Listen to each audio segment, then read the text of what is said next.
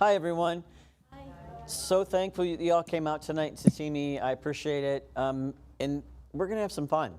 Hopefully, y'all ate before you got here, because if not, you're going to get real hungry. Sorry, not really, though. All right, so let's start. I'm Keegan Rodgers, founder and pastry chef at the Lakehouse Bakery. I've been in food for my life. I love it. I love everything about it. Food. Bacon is one of my favorite things.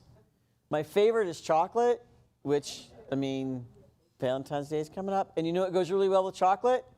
Bacon. It really does, promise. The bakery's been open for just over 6 years, and I can't believe it. What a long, strange trip it's been, and it's support from everyone like you coming out to see us. Did you know that you can find us here in Ann Arbor? You don't have to come out to Chelsea. We're in all 3 Argus locations and Arbor Farms. So depending on which Argus location you go to, we'll have different things. But Arbor Farms has a wide selection of items from us. So head to one of those places and check out our stuff. We also do hands-on classes at the bakery. Did you know that? This Sunday is Chocolate 101. Learn all about chocolate. We'll do a chocolate tasting, and then we'll make some chocolate mousse and some chocolate ganache that you go home with. And oh my gosh, chocolate. Because it's so good. So good. But we're here to talk about charcuterie boards. This is kind of what we're going to go over. We're going to go over history. What is charcuterie? And you know it's 4 different things. Did you know that? Yeah, it's amazing the things you learn in a library. I love libraries. We're going to talk about what charcuterie is, a little bit of history of it, talk about the meats that are used, how they're processed, and flavorings, and all kinds of wonderful topics. What's on a perfect board, presentation, some resources for you to check out from your local library. See what I did there? And then I'll open up for questions. But you don't have to hold your questions. If you have a question while we're talking, please ask. I want this to be fun and y'all to learn a lot about charcuterie. So y'all ready? All right, let's do this. Keegan, oh, yeah. Interrupt you really quick. So if there's a question from the audience, if you can just repeat the question back. Got it. Yep. Live stream, so just so we can get it. Absolutely. Happy to do it. So, what is charcuterie? It's a lot. There's, like I said, it's 4 different things. A charcutier is someone who cooks flesh. That's what it means. It's also a craft dealing with the products produced from meat or offal, not AW, but OFF. Do y'all know what offal is? We'll talk about that in a second, but primarily pork. It's also shops where pork or offal products are available, and it's an array of meats and cheeses presented on a board. And we're going to talk about all of these tonight. You didn't realize it's a lot of information, but we're going to have fun. All right. So, a charcutier, one who cooks flesh. It's the preparation of meat, cured meats and forced meats. Now, what the heck is a forced meat?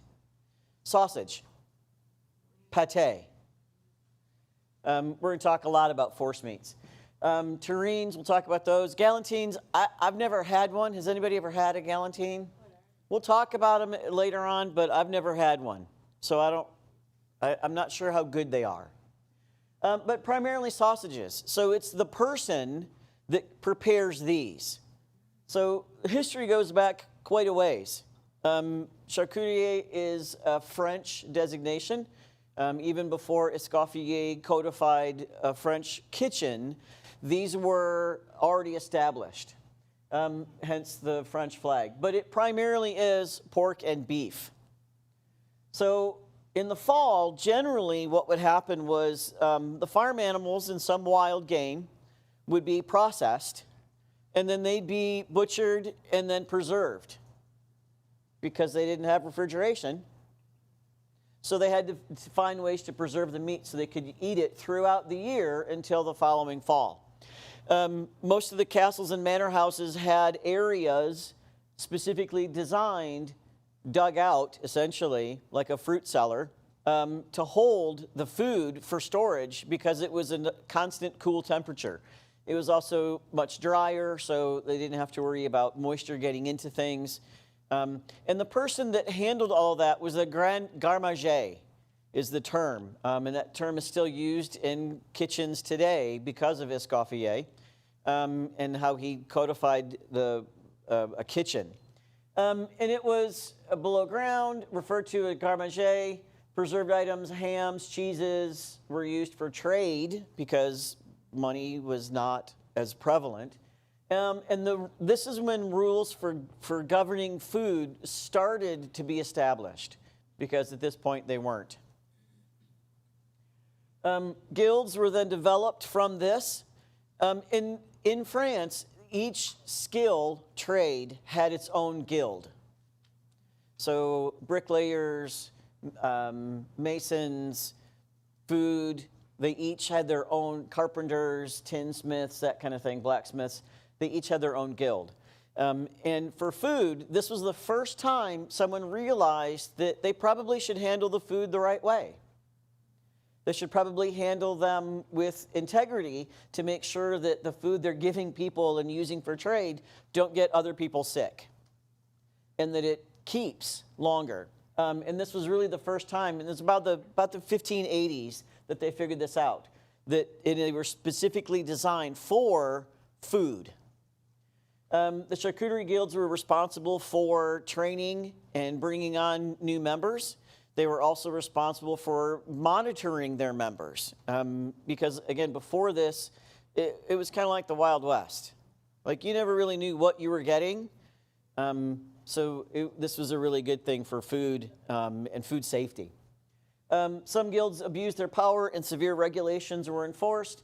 And then from those regulations, business developed in how to have a restaurant. They weren't called that, but this is essentially the beginning of food commerce, which I found really, really interesting. Which I think is also funny. Strict laws started to be a thing and enforced for hygiene. Again, they didn't necessarily know why someone got sick from not washing their hands. They just knew that they did, because that part hadn't been discovered yet. All right, so charcuterie is the craft dealing with products produced from meat or offal, primarily pork. Offal is all the other bits of the animal that aren't a cut. So think loin, think ham hock, think the sirloin, think the rump roast, right? Those are when you go to the butcher shop and you see those beautiful cuts of meat, those are the standard cuts. Everything else is considered offal, O-F-F-A-L. It's the head, it's the liver, it's the tongue, it's the heart, it's the everything else. They're completely edible. And there's lots of chefs that actually specialize in using offal in their dishes. And you'd be surprised at how good some of that stuff really is. So, the meats we're talking about, primarily pork. Some beef, some poultry, some very rare, but some goat. Absolutely some pheasant and some fish, but on the small side. For the most part, it's going to be pork or beef. Did you have a question? Okay. Yeah. Now, this is just an example of some of the meats that you would find from pork. Prosciutto, pancetta, salami, bresaola. Now, bresaola is beef. So I wanted to make sure. But notice the color difference between the bresaola and the prosciutto.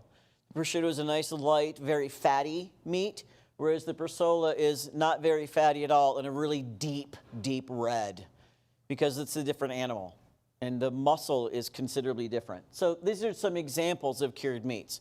So how do you cure a meat? Well, here's 4 ways to do it. Curing and brining, drying, smoking, and preserving in fat.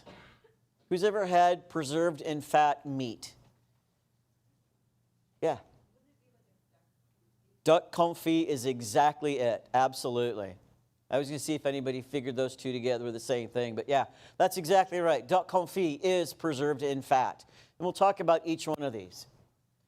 So when you're curing, you need some way to cure the meat. And by curing it, you're going to do something to it. The number 1 ingredient is going to be salt. And what does salt do to moisture?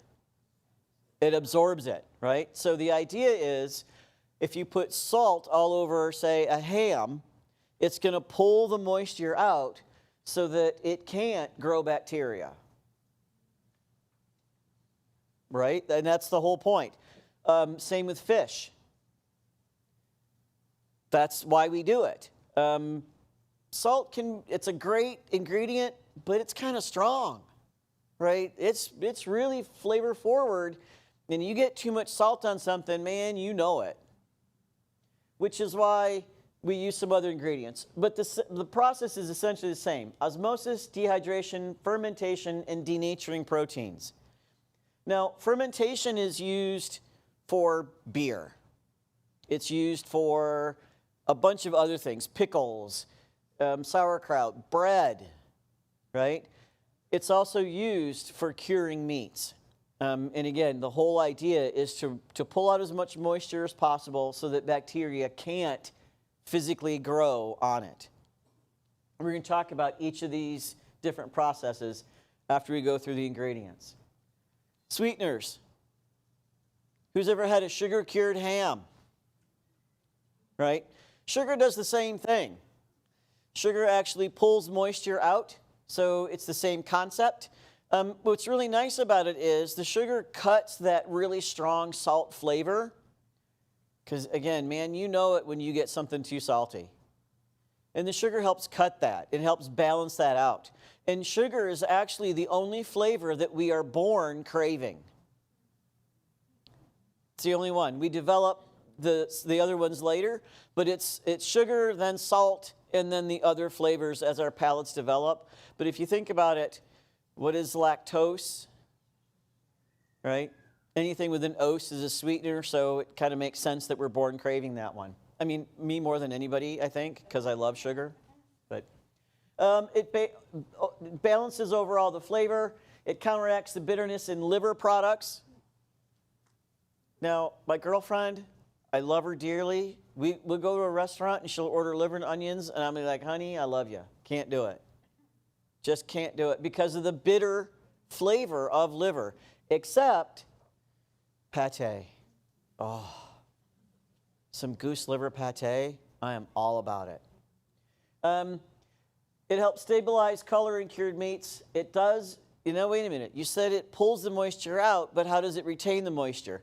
Because the sugar absorbs the moisture, but keeps enough inside so that it doesn't completely dehydrate it like the salt does.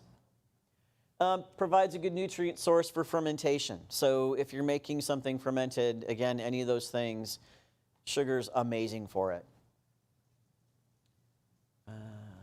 Seasonings and flavorings. This is where you really start to have some fun. Spices and herbs. And this is just a really quick list. Cinnamon, allspice, nutmeg, and mace. Do you guys know the difference between those two? Did you know that they're actually the same plant? Nutmeg and mace. Yeah. So the nutmeg, we've seen the nutmeg, the little nut. Mace is a fingery little thing on the outside of it. It's a membrane that sits outside the nutmeg itself. It's very small, it's very thin, so it's a little bit more expensive, but that goes around it. So it's a very similar flavor profile, but not as, it's a little bit more delicate than nutmeg, and I actually prefer it. Yeah, it's really good. Cardamom, chilies, infusions or essences, which that's my class tomorrow night at Traverwood. Little shameless plug right there. Wines, fruit juices, vinegars, all of these things in conjunction with either salt or sugars can be used in the curing process, depending on what you're going for. But who doesn't like spices, right? They're amazing. All right, so the most common method for curing is curing. Now, cures and brines are considered the same. One's wet, one's dry, and we'll talk a little bit more about that. It's a generic term, curing, and essentially it means pickling, corning, or drying. Now, corning, what the heck is that? Who's ever had corned beef? Oh, yeah, that. Every St. Patrick's Day, we pull out the corned beef, and it was cured. It's a type of curing. It's a process. It's also of a specific flavor profile that goes with that, which is why it's corned beef. When you're using salt in the form of a dry, it's applied to the food. It's referred to as cured, brined, or pickled. Salt brines can also be known as pickles, whether you've got vinegar in it or not. But it's an overarching category, and we're going to dive into it. So dry cures, simple as salt. You don't have to have anything else. That's a bit harsh, though, right? Because salt is a bit, like I said, flavor forward. You're usually going to have it mixed with something else, generally sugar. It could be honey, it could be molasses, it could be maple syrup, it could be some other form of sweetener, but generally you're going to have something else with it. The mixture is packed and rubbed over the surface of the food, keeping it in direct contact at all times helps cure it and evenly preserve it.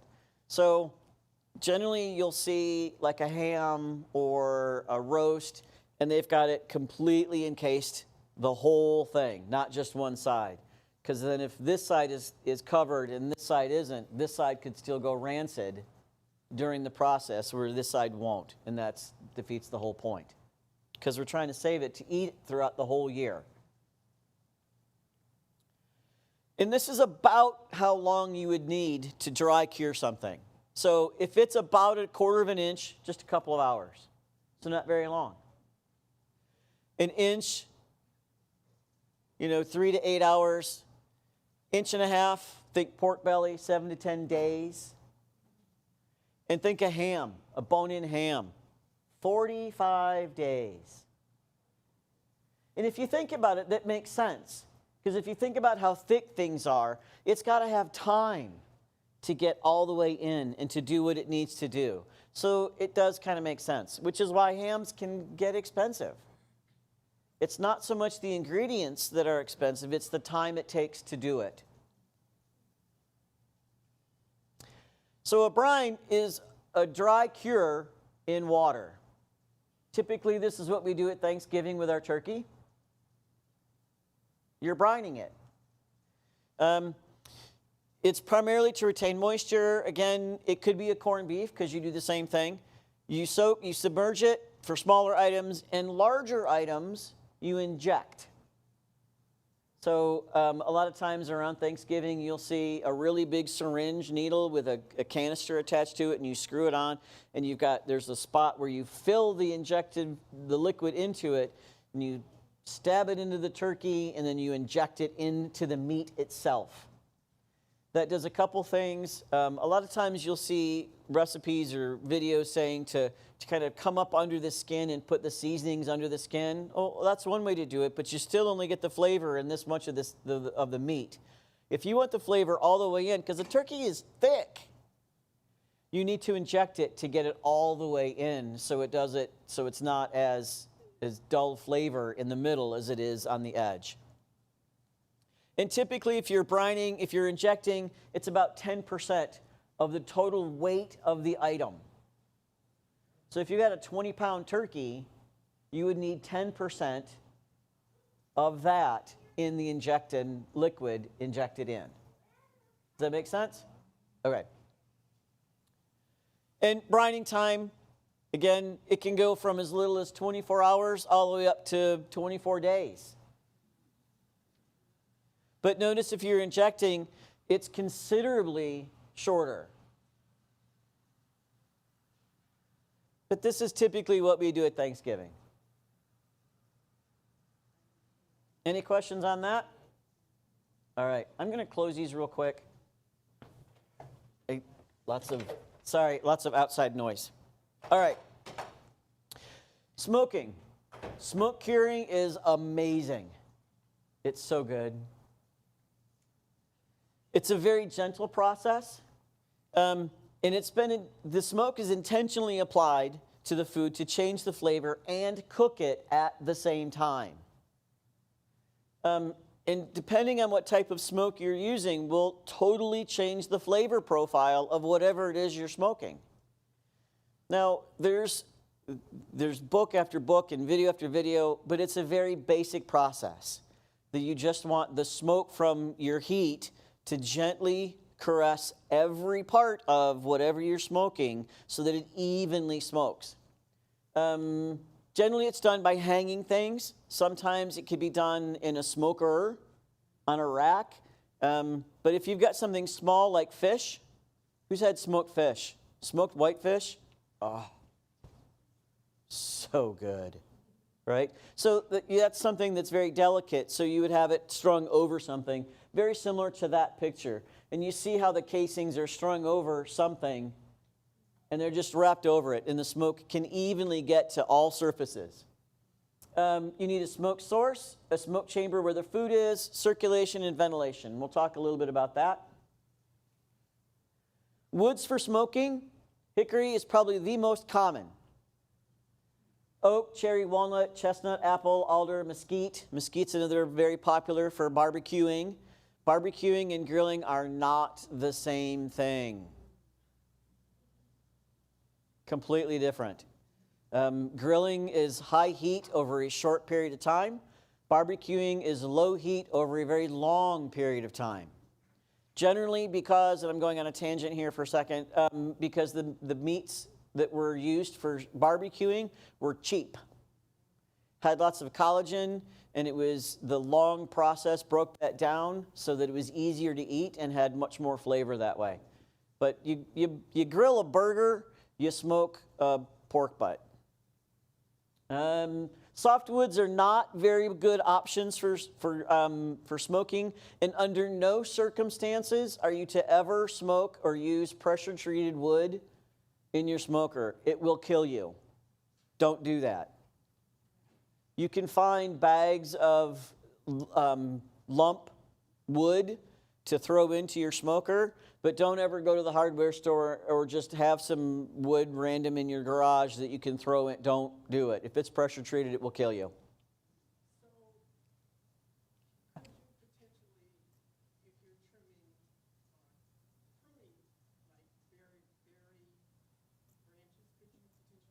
So if you're trimming or pruning berry branches or trees, could you use that for smoking? Absolutely.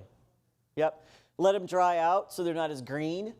But then absolutely, you could totally use that to change some flavors. And in fact, here's some things you can add to your smoke to change the flavor. Why not? Throw some tea, some whole spices, some berry trimmings, peanut shells, fruit peels. Absolutely. Just make sure they're dried.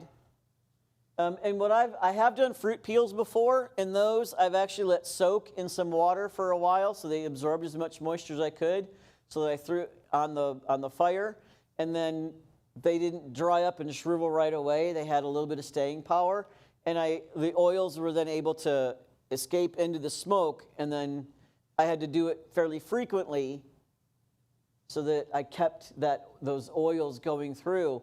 But yeah, you could totally use peels. Corn husks, I've not tried that one, but grapevine clippings. So right along there with the berry bush or berry apple tree clippings, absolutely. And I thought peanut shells, what a brilliant idea. That'd be really good. So there is cold smoking. The difference is it's cured a little bit differently. The temperature is a little bit lower. It's how long it's smoked. And you're like, what would you cold smoke? What would we? And you'll come up with something in a second. I'll show you. But generally, these are things that are going to be cooked later on as well. There is one notable exception to that, and I think it's on this page. It's below 100 degrees. That makes it cold. It's a richer, smoky flavor, a deeper color, and a much softer texture. And they're generally not cooked as a result of cold smoking. So depending on what you're eating, you would need potentially to further cook it some other way. I think I've got hot cooking. Yeah, lox is the number one. Yeah, lox are cold smoked. Some prosciuttos, not all. Some pastrami's, not all. Speck, I'm not even sure what that is, to be honest. Yeah. It's a prosciutto. A speck is a type of prosciutto? It's got a lot of pepper on top. Oh, that's probably why I've never had it, because I don't like pepper. If it's got a lot of pepper on it, I avoid it. If it's got a lot of sugar on it, I'm all about it. But some kielbases, not all. Some jerkies, some bresaola, again, that's the beef, dried beef, duck breast, and some bacons are cold smoked. So it just depends. And it would tell you, and if you're going to somewhere like Main Street Provisions to get whatever meat for your board, and you say, I'd like something cold smoked, it would say on there, or they would tell you what it is. But lox is the #1 thing that is cold smoked and most consumed in the U.S. because bagels.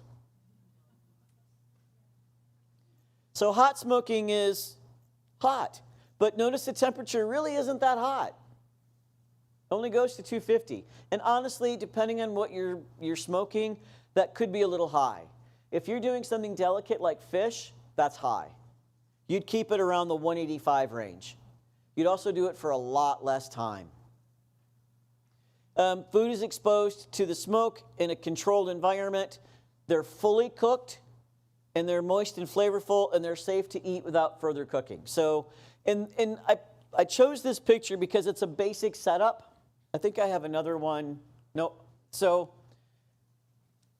the heat source is here, the food is here, and it escapes out and up. And that's really all you need for any smoker.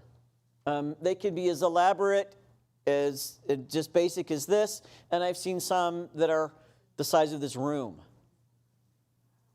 Especially in the South. A lot of barbecue going on in the South. So depending on what they've got going on, it could be really quite large. So I saw it was the fuselage of a 747 turned into a smoker. I don't know why they would want to do that, but then conversely, I've also seen a filing cabinet turned into a smoker. It was the weirdest thing, but it worked. All right, so drying. So with this one, it's a little bit of a different process. There's air drying versus just room temperature refrigerated. And it can be additionally smoked, but it's usually in lieu of additionally smoked. It's a careful balance of humidity and temperature because it's left in the open, so you got to be careful with it. I have dry aged some beef before, and oh my goodness, it is amazing. Takes about 14 days, but it's worth it. Items preserved by drying: Serrano ham, Smithfield hams. I don't mean the brand. So Smithfield ham is a specific type of ham.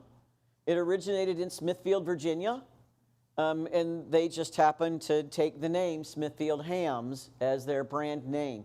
But it was developed here in the U.S., in Smithfield, Virginia, back in the late 1700s, early 1800s, and it is considered the only true American ham. All other hams generally are considered to come from Italy or France, which I thought was really interesting.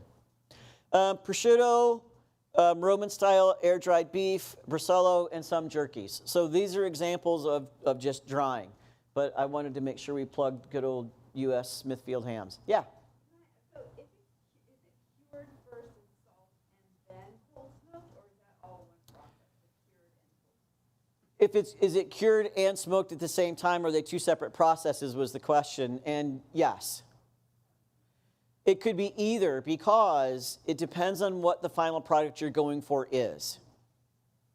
So if you're going for lox, then the answer is just the cold smoked.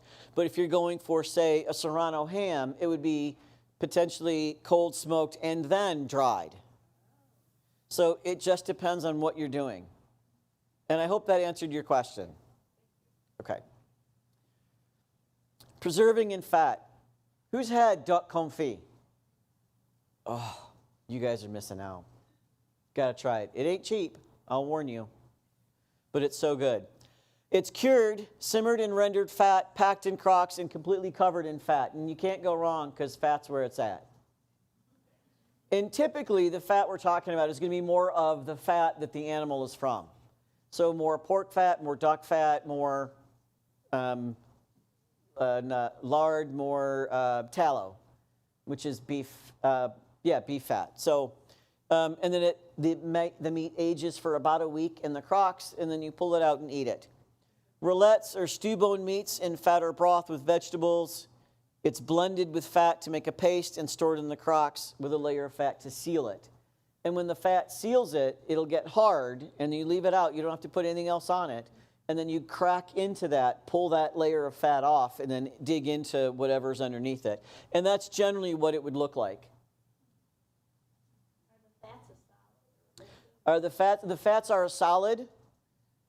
If it's mixed in, it could be softened or cooked down, warmed up so that it mixes in. But then the fat that it's sealed in is a solid fat. So lard,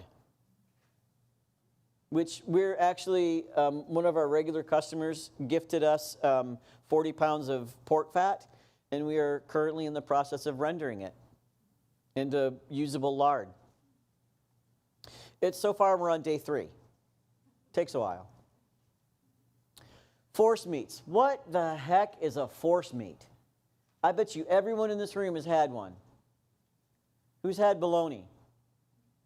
Who's had a hot dog? If you've had a hot dog or bologna, you've had a force meat. If you've had sausage of any kind, you've had a force meat. You just didn't know that's what it was called. It's uncooked ground meats, poultry, fish, or shellfish, seasoned then emulsified with fats, because again, fat's where it's at. It's used in the base of pâtés, terrines, sausages. The texture is very wide, and we're going to talk about that right now.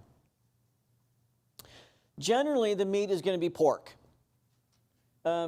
It's what gives the force meat its texture, its flavor. It's fat, and the fat is going to be added, or more fat is going to be added to give more texture, to make it either creamier or not.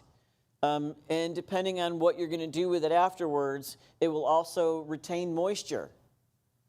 So it's a pretty wide category of fats that are going in there. Panada is crustless white bread soaked in milk, or an egg, or both. And then you mush that together, and then you add that to your meat as you're grinding it as a filler, so that it smooths the texture out some. So it's not quite as so it's not quite as rough. So it's not quite as like when you go to anybody grind their own meat? Or you go to the grocery store and you see some ground beef that's really smooth and some ground beef that really isn't. The panadas actually help it become smoother in the grinding process. And that's what it's there for.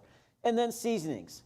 Whatever seasoning and garnish you can think of, throw in there. Like my girlfriend loves chicken sausage with the artichoke hearts and Gouda cheese.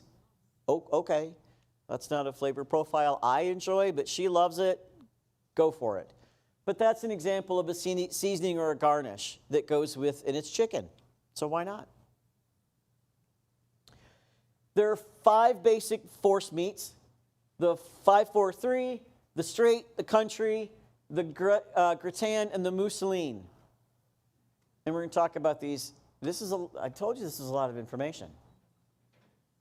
So 5-4-3 is bologna. It's 5 parts meat, 4 parts pork fat, 3 parts ice. Ground together, and then typically it's going to be bologna and hot dogs.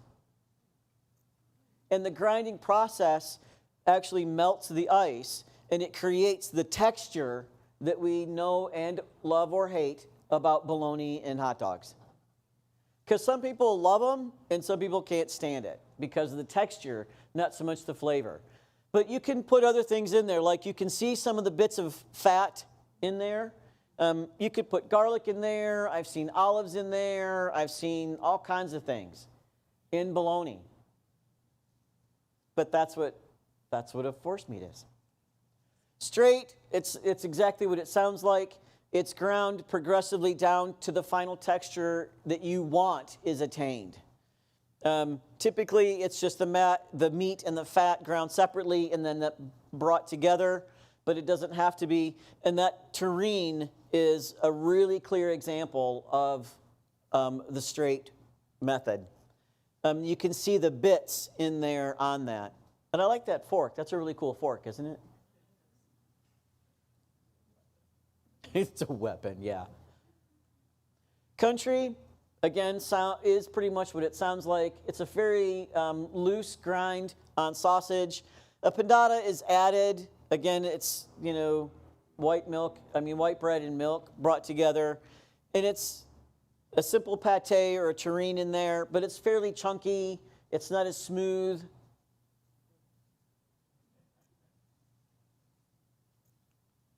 A gratin, 70% meat with 30% whole or chunks seared, typically livers.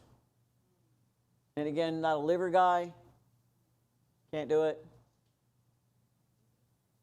But since this is typically going to be fowl or pheasant, I probably could. And again, pates, terrines, galantines, but that's a really clear example of what one of those looks like. Mousseline. Meat, eggs, and unwhipped cream, so heavy whipping cream. Typically used for lean meats or fish. If you mix the cream at all too much, it'll break the emulsion because you're creating an emulsion for this, and it's going to go in something, and it's typically used for ravioli fillings. So if you have like a shrimp ravioli, the shrimp has been prepared this way to get it smooth and creamy so that when you bite into it and you cut into it with your fork, you don't have this like a chunk of shrimp, because that's kind of weird texture when you're eating it. You want something that's just going to meld in with the pasta and the sauce and is a nice flavor and texture on your palate. Because just a chunk of shrimp with pasta as a ravioli, it's just not there. Quenelles and pate. But don't those look beautiful? All right, here's some other examples, and I threw these in so you can kind of see what I'm talking about. And if you can see each one has separate, but they're all made as a long line and then sliced into bits like the picture before us. So imagine that as like a foot-long triangle or breaded. Like the other one, the pate en croûte, is that. That is a pate en croûte. Just so you can kind of get an idea. These are just some examples and how flexible you can be with the ingredients. I would have never thought chicken with pistachio and dried cranberry, but somebody did. Actually sounds pretty good. And then pâté de champagne wrapped in prosciutto. And I'm good with anything wrapped in prosciutto. Sausages. Usually minced seasoned products, meat. It's the Latin word salus. It comes from salted. Early Greeks and Romans were the first to actually make sausages. They've been around a really long time. Did you have a question, ma'am? Okay. There's 3 basic types of sausage: loose or bulk, patties, and stuffed. If it's stuffed, there's 2 types of casings, natural and synthetic. Natural comes from hog, sheep, and cow.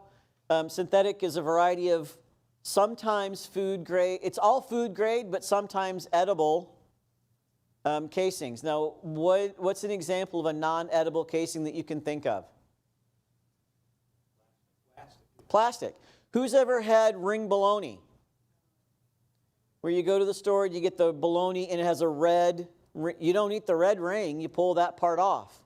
That's an example of what I'm talking about as a non-edible food grade casing. That's all. But, I mean, sausage. Can't go wrong with sausage.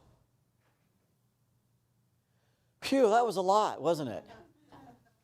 It's a lot of cured meats. I mean, you don't think about how much goes into a charcuterie board, and now you're going to be like, wow. All right, so shops where pork or offal products are sold. I mentioned we've got a brand new shop in Chelsea. I'm so excited to be partnering with them. Main Street Provisions just opened yesterday. Brand new store, and they've provided meat and cheese for our charcuterie board tonight. There's a coupon up here, 10% off at the store, so please make sure you come up and get some. That's a great place to start, especially if you don't know what you're doing. And that's okay, right? You go in and you say, I'm having a dinner party, or I'm having some guests over, and I'm having X number of people, and I would like to make a charcuterie board for these people, and they will help walk you through the process, right? But if you're very adventurous and you want to cure your own meats, go to a very good butcher shop. And I mean a very good butcher shop. Sparrow Meat, Knights, Manchester Meat Market down in Manchester. Those are the three I can think of off the top of my head, especially Sparrow and Knights. I mean, those are great meat markets, right? They will help walk you through the whole process in choosing the right cut of meat to help you be successful in curing whatever it is you want to cure. And that's a crucial place to start, because they'll know how much you need, because there's going to be shrinkage. So if you want 5 pounds of final product, you're not going to start with 5 pounds. You'll start with like 7 or 8. But they'll help you with that. So a good butcher, a good cheesemonger. There are very few cheesemonger shops. Usually it's a section in the grocery store now. Well, okay. Plum Market has a really good selection. Again, Main Street Provisions has a really good selection. The cheddar cheese we've got for you guys tonight, oh my goodness. I almost didn't bring it. It was so good. But it's a cow milk. It's from, I want to say, Iowa, and it's a Prairie Breeze is the cheddar. Oh my gosh. I got it from Main Street Provisions. Yep. I told her to surprise me. I didn't care what she gave me, and this is what it's amazing. But most places, you probably can't go into Kmart and ask them to sample something, right? I believe Plum Market will let you do that. I don't know if Bush's will let you do that, but they have a pretty good selection. But if they won't let you try it, don't buy it. And I don't want to be mean about it, but how are you going to know the flavor profile and if it's going to go with what you're doing unless you try it, unless you've had it before, right? So they should let you try some, and I believe Plum Market does let you try it. Of course, a great bakery, and we'll get to why in a minute. And I happen to know a really great bakery, just saying. Some grocery stores, because there are some things that you're going to want to put on your board that you can't just get anywhere. And we'll talk about that in a minute. A green grocer, why would you need a green grocer? Garnishes, other things that go on the board. And then a specialty shop. Some specialty shops actually have most of these things available. And again, Main Street Provisions is one I'm really shamelessly plugging, because they just opened up. I want to help a small local business survive. All right, so last but not least, and this is what I know you actually came for. You're like, holy mackerel, we've gone through all of this just to get to this. But now you're going to know what goes into these, and you'll really appreciate them all the more. Because I've seen memes on the interweb that talk about charcuterie boards are just Lunchables for grown-ups, right? And that's so far from the truth, right? I mean, they kind of are, but it's so much more than that. With wine. With wine, right? Yeah. All right. So on a charcuterie board, you're going to have an array of items. You're going to have meats, cheese, bread and crackers, fruits or fruit spreads, vegetables, seeds and nuts, brine foods, and spreads. That's a lot. Holy mackerel. You could have them really small for one. You could have them where I've seen a 6 to 8 foot table completely laid out as a charcuterie board. A friend of mine owns a company, and now, of course, I can't think of the name. And that's what they do for weddings or baby showers or whatever. Instead of having a full meal, they'll have a charcuterie table. and they'll actually design an entire table, like a 10-foot section of table in charcuterie, and it's amazing. And you just kind of wander up and grab some stuff, and it's awesome. TG Charcuterie. I knew I'd think of it eventually. All right, so meat. So you do need to know how many people are coming. That would be helpful, because you figure about 2 to 3 ounces per person. Now, this assumes you're not feeding them something else afterwards. If you are, scale that back by half. If you're not, this is a good, 2 to 3 ounces per person. Pre-sliced, ready to eat, unless you splurge on the prosciutto that you can come up and slice on your own, but that's very expensive. I don't recommend that. And at Main Street Provisions, they'll slice it for you. Spreadable if applicable. What do I mean by that? What am I talking about? Duck confit. Right? If you've got something, or who's ever had potted meat? That's a force meat, right? So if you've got something like that on there, that's spreadable, right? So you want to make sure that if it's a spreadable meat, that it's available, that you've got something that you can do that. Pate, right? If your board has pate on it. And you want to use a combination of meats so that you're appealing to not just a visual cue, but also a palate cue. And you've got a variety of textures, flavors, tastes. And there is a difference between flavor and taste. They're not the same. So flavor is more about the spices that go into it, and taste is sour, sweet, salty, umami, bitter, right? So they're not the same thing. So you kind of want to mix up the types of meats on there as well. Any questions on that? What about Adding smoked fish, absolutely. You could totally do that. Make sure it's from a reputable source, of course, and then make sure you've got something to spread it with. But absolutely, smoked fish, oh yeah. Some examples of cured. We've got some examples of each of those. Throw in some sausages. Throw in, it doesn't have to be the whole sausage. Slice it up. Some sausages should be pre-cooked and then sliced, but it should be at room temperature when served, and we'll talk about that in a minute. But again, this is just some examples. Cheeses. An odd number. And I generally don't like odd-numbered things. I generally am all about even numbers, like the even number of French fries, and even number of tater tots, and even number on the speaker. My girlfriend thinks I'm insane. It's a thing.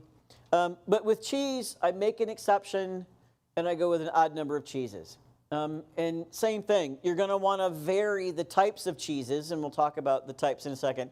At least 3, but no more than 5. No matter how big your charcuterie board is.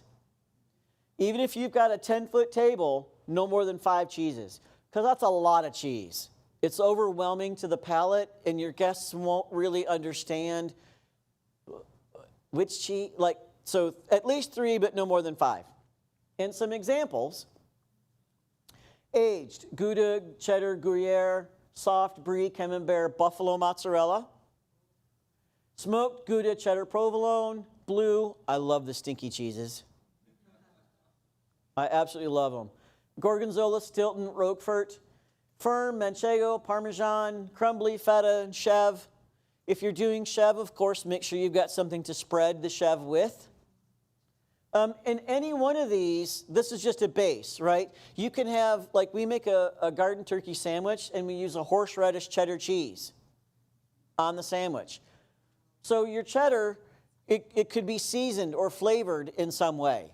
I've seen with bits of cranberry in it. I've seen a port wine cheddar cheese. I've seen whatever. All I'm saying is these are the types that you can pick from, but go from there, right? There are thousands of types of cheese, or flavors of cheese, I should say. But stick with, and then there's only 6 types, so If you don't like the stinky cheeses, leave them off. There's your 5. Right?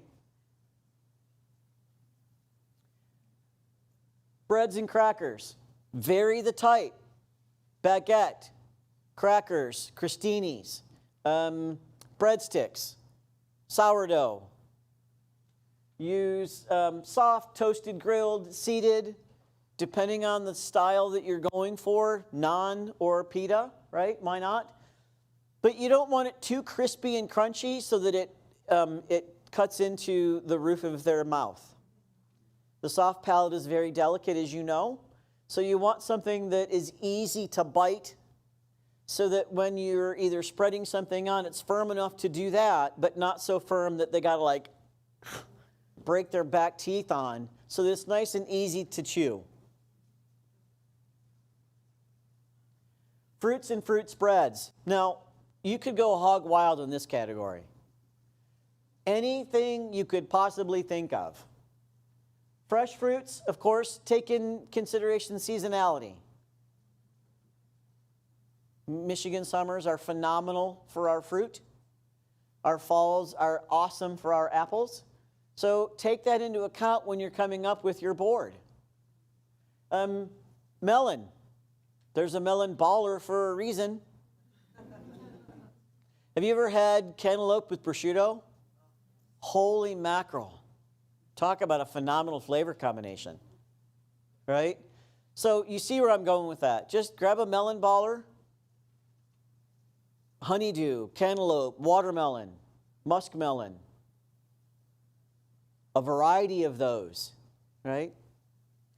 Apples, jams, jellies, chutneys. Who knows what a chow chow is? What the heck is that? Yes. My grandmother would make a chow chow. Yes. It's a traditional Southern thing, and they are so good. It's like a chutney, but a little bit looser, and they're so flippin' good.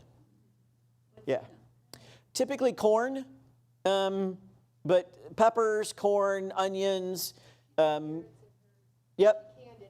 Yep, and it's amazing stuff. If you find some chow chow, it's typically Southern, like I said, but really, really good stuff. Oh, Pennsylvania Dutch chow chow, nice. I've only heard it in the South, so I'm glad to hear that. I've not seen anywhere in Michigan. Yeah, typically you got to go to the South to find chow chow. And then mix it up, spicy to mild, right? Like jalapeno pepper jelly. Why not? Vegetables.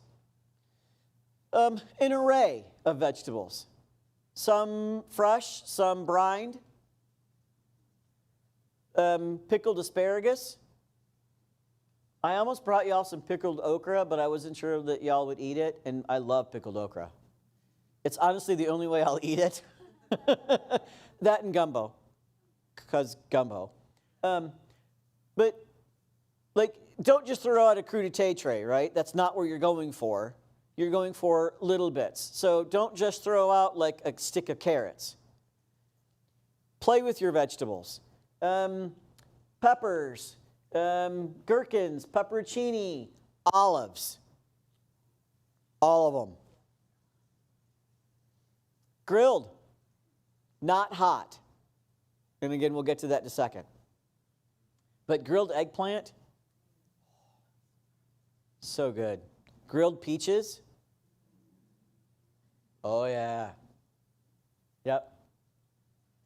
Nuts and seeds, roasted, toasted, salted, dry roasted, plain. Marcona almonds, they're expensive. They're so good. Candied pecans. Like, you could make those. That's really easy to do. Chickpeas. Throw some spices on some chickpeas and toss them in your oven. Roast them up. Really good. Pumpkin seeds. Right? Nothing too small, though, so you don't want, like, flax seeds. That wouldn't work. That would be very weird, right? So something big enough that they can pick up and eat and chew without being too tiny.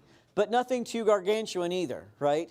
And I have pumpkin seeds on there. Don't go buy the Bago pumpkin seeds, because those things are coated in so much salt it'll choke a horse. But you could, in fall, you could when you're scooping out your pumpkin, toast those. Throw some balsamic vinegar on them, some salt, some pepper, maybe a little cayenne. Toss them together and toast them. Absolutely. Brine foods. We kind of touched on this. Cornichons, which are pickles. It's a type of pickle. Olives, green, stuffed, Kalamata. Stuffed are really good, like garlic or blue cheese, or insert other item here. Sometimes they'll have olives. Capers. Giardiniera is a specific type of thing. You can find it in the store. I've seen it. I actually was there today and saw it. It's vegetables it's cauliflower, and I can't remember the other two vegetables in there, but it's a mix of vegetables, typically with spices, brined in a jar, and that is the giardiniera, that word. I don't speak foreign languages. Yeah. What would you do with the capers? What would I do with the capers? Just a bowl of them? Yeah, so that you could, what would you do with the capers? You'd have a small bowl of them so that you could put them on the spread. You could put them on as a garnish. So if I've got some pate and I've got that on a cracker, I could put a couple of capers on that. Or if I've got a chicken liver pate, or if I've got, I don't know, just about anything else. But it would go as an accompaniment on something else. Yeah. It goes very well on smoked fish. Thank you. Absolutely. So yeah. Yep. Garlic, green beans, asparagus, onions, pepperoncini, mushrooms, right? There's a whole section in the grocery store now. And that's why I put grocery store on there as a resource, because there's a whole section now in the grocery store of all those things that you can just go buy. Now, I'm not saying when you're making your board, you have to do all this yourself. Good grief, no. I mean, you could. If you're that into it, you could be brining your own. Absolutely. How would you do the onions? Like pickling your own onions? You'd pickle your onions. Like you could slice, say, some red onions and do a quick pickle on it and add that to your board. Or you could go to the store and buy a container of pickled onions. Dips and spreads. Pretty much whatever you want. Anything from as garden variety as mustard, although I wouldn't go with yellow mustard. I would go with like a stone ground. Pardon me, do you have any Grey Poupon? Right? Like I'd go that level of mustard all the way up to a brown stone ground. Right? Honey and honeycomb. Who's ever had honeycomb? Oh. I told you y'all would be hungry. Hummus, tapenade, cheese spread, pimento, chutneys, aiolis. And the aiolis are super easy to make. You can make your own and then throw it on I don't want to say throw it on the board, but you could add that to your board. Right? Yeah. But you see where I'm going. And look how beautiful that is. So that's like a roasted red pepper hummus and a regular hummus. So if you've got the chickpeas, make your own hummus, take some of the chickpeas out, toast them, add that to your board. See? Yeah. Are those pine nuts in the hummus? It looks like those are pine nuts in the hummus, yes. Yep. Good. Olive oils, jams, jellies, marmalades, cream cheese-based spreads. So you can take cream cheese and add whatever you want to it, mix it together, and boom, there's a spread. So when you go, again, in the condiment aisle, on the top shelf, typically there's like pick a pepper or tiger or other, like Worcestershire. There's other like condiments. Add those to some cream cheese and mix it. Why not? Yogurts with spices, pre-made or bottled, right? Again, you don't have to make all of these things. You could buy a lot of this. The deli at Bush's or I think Plum Market, their tzatziki sauce. Okay, why not? vary the temperatures, and I don't mean hot or cold, I mean spicy to mild, right? Because you want to keep them all cold, and I'll talk about that in a second. But that's what I'm talking about, spiciness, right? So you don't want something that's so spicy it's going to burn somebody's tongue off, which I've never understood that concept. I like my taste buds, right? But I mean, like, don't throw ghost chilies on everything, but don't just keep it green peppers either, right? Vary that level of temperature so that there's a variety. And vary the textures. You know, very smooth, very creamy to crispy, crunchy, chewy. So on your board, you need a board first of some sort. Now, we use the word board loosely. It could be whatever you have that's flat. Again, I've seen them done on a 10-foot table. I'm tonight using a half sheet pan. If you have a cake platter, if you have a platter that you were given as a gift and you're like, oh my God, I hate this thing, cover it with our charcuterie stuff, right? Nobody will ever see it. It could be whatever you want. It does need to be flat. If you're doing a fairly large area like a table, you'll want to use height to vary what you're doing so that it's visually appealing. Because it really is true, people do eat with their eyes. What happens on a physiological level is you see something, and if it's appealing, you start to salivate. And saliva is the very first step in digesting food. So it's true. So if it's visually appealing, you're going to like it, more than likely. So flat surface, use bowls as needed, right? So if you've got some capers, or if you've got some spreads, you don't want to just like have a squirt bottle with the spreads in it. Let's say you've got some pomegranate pips. How fun would that be, first of all? Right? So put those things that need it in a bowl. If you've got chev, if you've got pâtés, right? That's what I mean by use bowls as needed. Decide on a theme and kind of stick to that theme. The theme could be, this is the stuff I just thought of. That's still a theme, right? Or it could be Greek. It could be Italian. It could be everything green. It could be everything, I wouldn't say blue because there's no naturally occurring blue food, but you see where I'm going with that. It could be red. It could be side to honey. It could be apples, right? Whatever your theme is, just stick to it. But the theme really could be, this is just what I found and I wanted.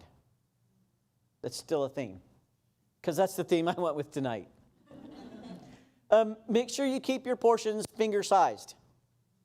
This is not something that they're going to sit down and eat. This is generally something that they're going to have a plate in their hand and they're going to walk around and carry on conversations. So it needs to be finger food. And don't, and this is a pet peeve of mine, so maybe this is just me coming out. Don't put stuff on there that's not edible. Like, if your theme is herbs from bushes, don't throw a whole rosemary sprig on there because you're not going to eat the dang sprig, right? You're just not. You could like use the rosemary as a spice on everything else, but don't just throw rosemary on there because it looks pretty, right? Because you're not going to eat that. And then you're wasting the rosemary. Pine cones. No, not pine cones. Pine nuts, yes, but not pine cones. I see what you did there. Yeah, yeah. And I already talked about this, but vary the height so that you've got some, again, the visual appeal to it. So, because we're talking about food, and it's going to be on a table, you want to keep track of some very, very basic food safety requirements. First in which is avoid hot foods, because you've got no way to keep it hot. Everything should be gone off of the tray within 3 hours. If it's not, it needs to go in the refrigerator. Food is only temperature stable for up to a maximum of 4 hours at room temperature. So I say 3 to give you some leeway, right? I have 2 hours on there because I'm kind of like, it is cured meats and you want to like really be careful. So if it's more than 2 to 3 hours and it's not been consumed, pop it in the fridge. Because you would hate for someone to get food poisoning from your charcuterie board. Have sanitizing stations or hand sanitizer available, so because they are getting it with their fingers or serving utensils. And have, like, if you've got a big room like this, have a couple, if you don't have like a big tray, have a couple of small charcuterie boards around the room. Like, how fun is that? And have each one maybe a different theme, or have each one the exact same. Okay, that's great. But have some way to clean hands nearby each one. Make sure you've got, if necessary, tongs to pick things up. But again, everything should be finger sized, so you shouldn't need too many of those anyway. And these are just some examples, and how beautiful are those, right? They're just gorgeous. Now, they did put some rosemary on here, and I was like, no. But they've got some thyme. Okay, I could do that. They've got some, the berry, the stems off the strawberry. Okay, that's how you would eat it. But you see the stuffed peppers. You've got a variety of seeds and nuts, right? You've got the meats. You've got crackers, some kumquats down there, right? Like, those are just beautiful. Most of the picture you show us, it's really packed. It is. It is very packed. It doesn't have to be. That does lend to the visual appeal of it being so close together, but it doesn't have to be. It could be, as again, you could do an entire table. It just seems like it might be hard to get at some stuff because they're so close together. Yeah, it could be, and that's where it would be helpful to have something, some kind of tong or fork to get to things if it is tightly packed in. But I just thought those were beautiful. I will point out with grapes, we've got the grapes up here. Pre-cut those into smaller 2 or 3 bits, right? So that there's 2 or 3 grapes per bundle, so that, or just take them off completely. But if you're going to do grapes, then just have like a small 2 or 3 cluster, just because you don't want somebody to come up with a cluster of like 20 grapes, and that becomes awkward. Yeah, so some resources. I know for a fact the library has the Flavor Bible and the Vegetarian Flavor Bible because I talk about it at every presentation I do. And they are my favorite cookbooks, and there's not one recipe in any of them. What I like about it, both of them, is Karen Page went through and looked at every ingredient and surveyed chefs around the country and said, what do you pair with this food? And then she compiled that information into a very handy resource. So when you go to the book, you pick out a recipe, you pick out a food, and underneath it, it will tell you about that food, the seasonality, the flavor, texture, profile, warm, cold, that kind of thing. And then it will list under it every other food that pairs well with that one, which I thought was amazing. The other thing, anything by Chef Brian Polson. Chef Polson is one of the instructors at Schoolcraft Culinary Arts Program. He is a master chef, hence I actually have that wrong. It's a CMC. To attain your master in the U.S. is an 8-day exam. 8 days. We have to cook. You have to cook all 8 days. And you have to have so many years in the business first, and you have to have so many other prerequisites met, and then it's the 8-day exam. And I know chefs that have gotten to 8-day and not passed. Yeah, so it's a pretty arduous thing. And he is a master chef, and then he enjoys charcuterie so much. When I was in pastry school there at Schoolcraft, he'd walk through and open the door and yell, "Add bacon!" and then leave. And we generally would, because that's what he did. But then he went to Italy and became a master in charcuterie in Italy as well. So any cookbook he's ever written, get it, because he knows what he's talking about. The man is a genius when it comes to charcuterie.